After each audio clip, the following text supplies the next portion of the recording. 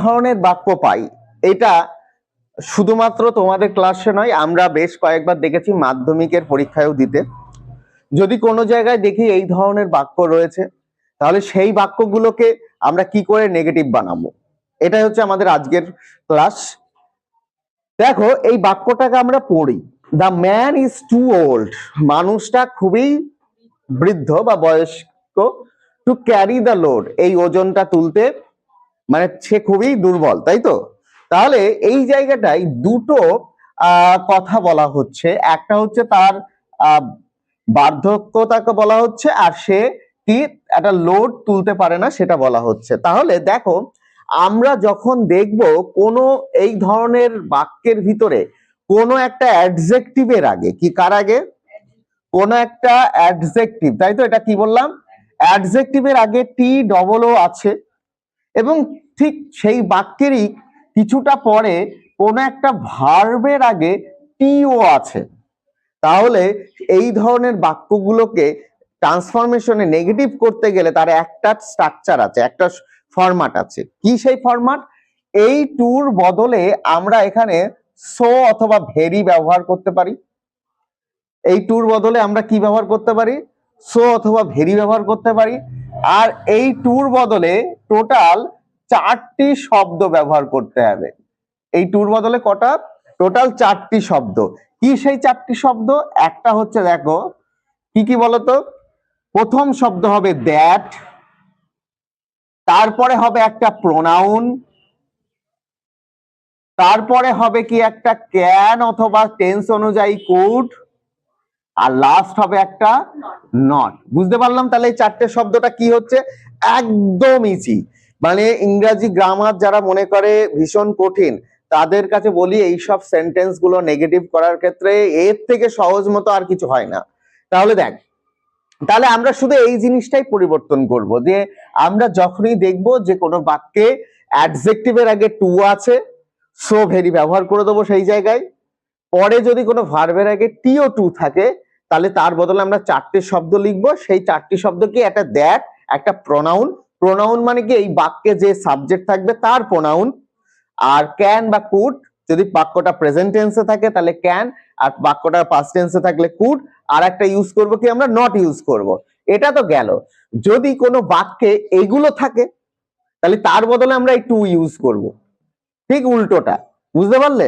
মানে এ থাকলে এটা ব্যবহার করব, আর এরা থাকলে এটা ব্যবহার করব। তাহলে সেই সূত্র অনুযায়ী, এই স্ট্রাকচার অনুযায়ী আমরা এটা ব্যবহার করি, নেগেটিভ করি।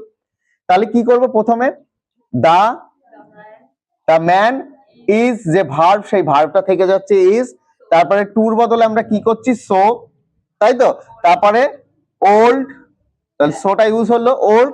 তারপরে টুর বদলে 4টি শব্দ, প্রথম শব্দ কি, দ্যাট, পরের শব্দ প্রোনাউন, এখানে সাবজেক্টটাকে দা ম্যান, তাহলে দা ম্যানের প্রোনাউন কি হয়, হি, তারপরে কি ক্যান বা কুড, বাক্যটা ইজ আছে, তার মানে এটা প্রেজেন্ট টেন্সে আছে, তার জন্য হি ক্যান, তারপর একটা নট, চতুর্থ শব্দটা নট, তারপরে কি আছে বাকিটা, ক্যারি দা লোড। খুব কঠিন লাগলো? হলো 4টে শব্দ বসানো আছে। দেখো, একটা শব্দ, দুটো শব্দ, 3টে শব্দ, 4টে শব্দ হলো। 4 নম্বর শব্দ বোঝানো আছে। তাহলে এই জিনিসটা কি খুব কঠিন লাগছে? তাহলে আর একটা উদাহরণ দিয়ে চেষ্টা করি।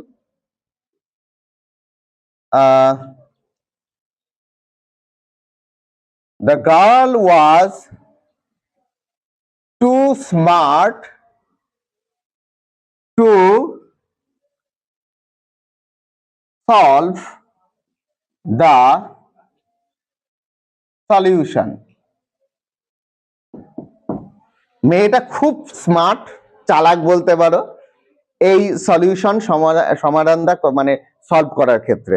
তাহলে এখানে আমাদের প্রথম কি কাজ, অ্যাডজেক্টিভের আগে টু আছে কিনা দেখে নেওয়া। আমার এখানে অ্যাডজেক্টিভ কে, স্মার্ট, এর তার আগে কি আছে, টু আছে।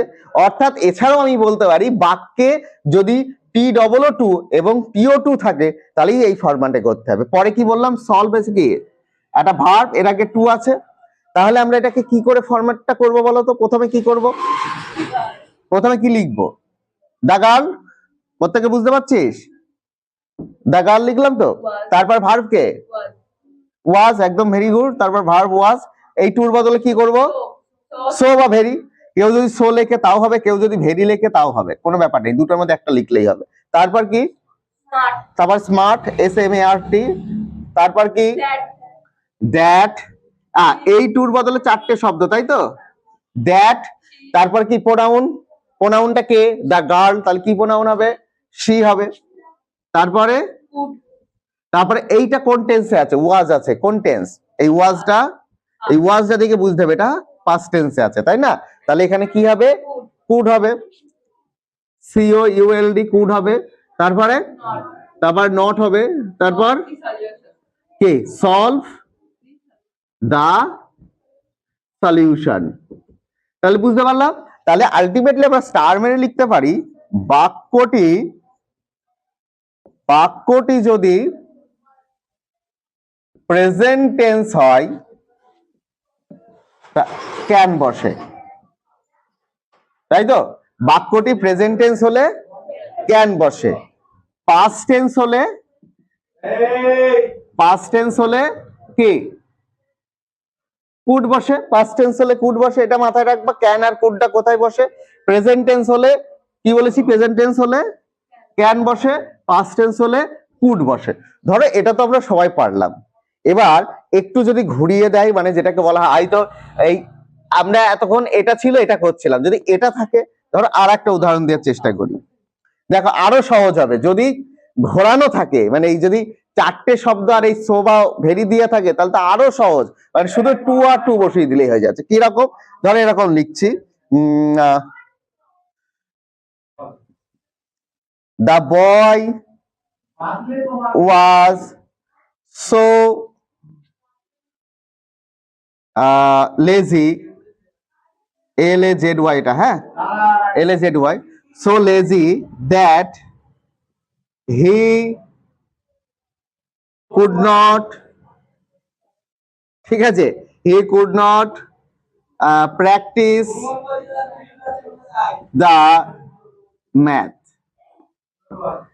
ঠিক আছে, মানে সে বালকটা খুবই কে, অলস, সে অঙ্ক প্র্যাকটিস করতে পারলো না, মানে এতটাই অলস, মানে কোনো কাজই করবে না। তাহলে এটা কি করতে পারি বলতো, তাহলে আমাকে প্রথম কাজ কি, এই যে লেজি, এটা একটা অ্যাডজেক্টিভ, তাই তো, এদিকে তাকা সবাই, বোর্ড, বোর্ডের দিকে তাকা, লেজি, লেজির আগে কি আছে, সো আছে।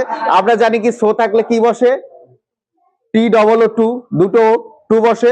তারপরে দেখ লেজির পরে যে চারটে শব্দ আছে কিনা, দ্যাট, হি, কুড নট, চারটি শব্দ আছে তো, তাহলে এই চারটি শব্দের বদলে কি বসবে, চারটি শব্দের বদলে টু বসবে, তাহলে এই টোটালি চারটি শব্দের বদলে টু বসবে, আর এর বদলে টু বসবে, বাকি যা আছে তাই থাকবে। তাহলে আলটিমেটলি আনসারটা কি আসতে পারে, দা দা বয় ওয়াজ two lazy two practice the math. যদি পরেরটা করতে দেয় তাহলে তো খুবই সহজ, তাই না? যদি এটা দেওয়া থাকে তাহলে তো এটা করা মানে এর থেকে সহজ জিনিস আর কিছু নেই। আচ্ছা, এটা বলে দিই, এই ধরনের প্রশ্নগুলো কিন্তু মানে অ্যাফার্মেটিভ নেগেটিভ নাও দিতে পারে, একটু প্রশ্নটা ঘুরিয়ে দিয়ে এর ব্যাকেটে দিতে পারে, মেক ইট কমপ্লেক্স সেন্টেন্স। ঠিক আছে, পরীক্ষার খাতায় কিন্তু এরকম দিতে পারে, মেক ইট কমপ্লেক্স সেন্টেন্স। আমাদের ব্র্যাকেটের ভিতরে কি করতে দিচ্ছে তা দেখবো না, আমাদের এই ফরমেশন মিলছে কিনা দেখবো, ফরমেশন মিললে এটা করে দেবো। ধরো এই যে বাক্যটা দিয়েছিলাম না, the boy was so lazy that he could not practice the math, এই ব্র্যাকেটের মধ্যে হয়তো দিয়ে দিল এর মেক ইট সিম্পল, এটাকে সরল বাক্য বানাও।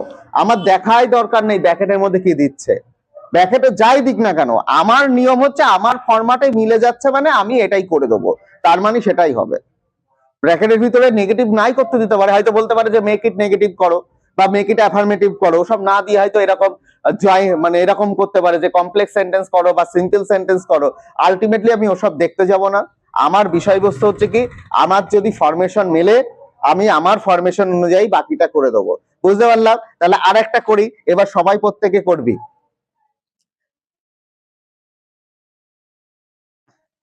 দেখো, the road was too bad to drive,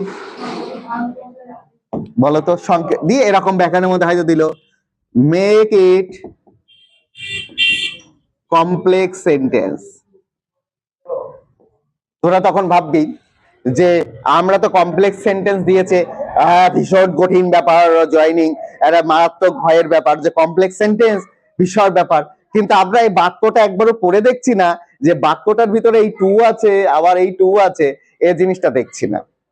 তোমরা বাক্যটা পড়বা, বাক্যটা পড়ে বাক্যের ভিতরে কি আছে জিনিসটা ভালো করে দেখার চেষ্টা করবা, দিয়ে তারপরে করবা। বলো তো এর উত্তরটা কি হবে, নিজেরা করো তো। তাহলে দেখো চারেরটা কি হচ্ছে, এদিকে তাকাও। তাহলে এই টুর বদলে আমরা কি লিখবো, সো, আর এই টুর বদলে চারটি শব্দ। তাহলে আলটিমেটলি আনসারটা কি আসছে, দ্য রোড ওয়াজ সো, এটা সো অথবা ভেরি, সো ব্যাড দ্যাট, এবার প্রোনাউন বসাতে হবে। এই প্রোনাউন বসানোর নিয়মটা একটুখানি বলে দিই। প্রোনাউনটা কিভাবে আমাদের চিনতে হবে, যে এই প্রোনাউন নিয়ে ভুল হবে। প্রোনাউন কি দেখো, যদি প্রাণীবাচক হয়, প্রাণীবাচক হয় তাহলে কি হতে পারে, হি, সে, দে, ইউ, এইগুলো হয় সচরাচর। আর যদি বস্তুবাচক হয়, বস্তুবাচক হয়, বস্তুবাচক তাহলে আইটি, ইট ব্যবহার করবা। তাহলে দেখো দা রোড, এটা তো একটা বস্তু নাকি, দা রোড তো একটা বস্তু, তাহলে আমরা এখানে কি ইউজ করব, ইট। বুঝতে পারলাম। তারপর কি আছে, বাক্যটা ওয়াজে আছে, আমরা বলেছি পাস্ট টেন্স থাকলে কুড হয়, তাহলে ইট কুড। তারপরে কি বলেছিলাম, 4 নম্বর শব্দ নট, তারপর কি ভার্ব কে বা পড়ে আছে কে, ড্রাইভ, তাহলে আমরা এখানে লিখবো কি ড্রাইভ। বুঝতে পারলাম। তাহলে আলটিমেটলি আনসারটা কি আসলো, the road was so bad that it could not drive. আচ্ছা, তাহলে আমাদের এই জিনিসটা মনে রাখতে হবে যে প্রোনাউন প্রাণীবাচক হলে এইগুলো বসে, বস্তুবাচক হলে আইটি বসে, ইট, আর একটা আছে যে আমাদের স্থান, স্থান হলে আমরা বসাবো THERE, দেয়ার। এটা যেন মাথায় থাকে, মনে থাকবে এই জিনিসটা কিন্তু আমাদের মাথায় রাখতে হবে। এই যে প্রোনাউন বসানোর নিয়ম কটা, এটা যেন পরিষ্কার ভাবে মাথায় গেঁথে যায়, যে প্রাণী হলে হি, সি, দে, ইউ, বস্তু হলে ইট, স্থান হলে দেওয়ার, আর কিচ্ছু না। আলটিমেটলি পরিশেষে একটাই কথা বলি, যদি কোনো বাক্যে দেখি TO2 আর TOO2 দুটোই আছে, তাহলে প্রথম TOO2 এর বদলে সো ভেরি বসিয়ে দেবো। ঠিক আছে, সো ভেরি বসিয়ে দেবো, বাক্যে যাই থাক তারপরে, আর পরে টুর বদলে আমি 4টে শব্দ বসিয়ে দেবো। এই 4টে শব্দ আর কিচ্ছু করব না, শুধু একটা জিনিস রাখবো, প্রেজেন্ট টেন্স হলে ক্যান বসাবো, পাস্ট টেন্স হলে কুড বসাবো, ব্যাস এইটুকুই আলটিমেটলি। বুঝতে পারলে? তাহলে খুবই সহজ একটা গ্রামার।